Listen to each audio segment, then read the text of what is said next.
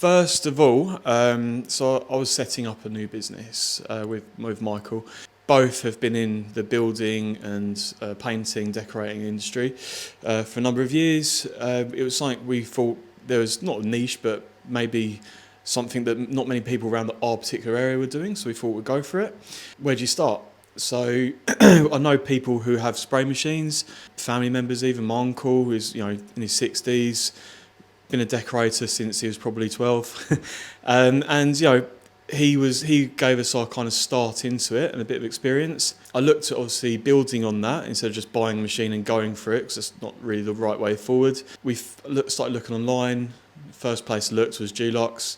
Saw the course they offered, similar pricing from top of my head, but to be honest, it wasn't something I was looking to do because you have to pay for it straight out of your pocket.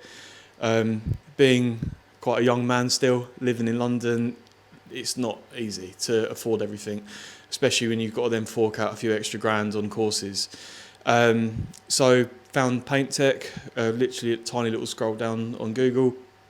Everything was funded through the CITB, and from basically how it's been explained to me, they've been really helpful as well.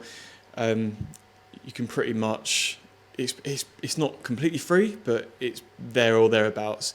You have to be earning a lot of money to if you have to start paying it back. So do it, as that's literally. Do you know what? Since we've done this, I would probably say I've put another three of my friends onto it for other courses, but not with PaintTech, unfortunately. But yeah. Yeah, for sure. It's been a real lifesaver, to be honest, especially in today's climate. It's life is financially difficult for everyone at the moment these days. So the fact that you have a lifeline there that can boost your career and your future. So we've learned a great deal over the last 2-3 months. We did our first load of free courses in December.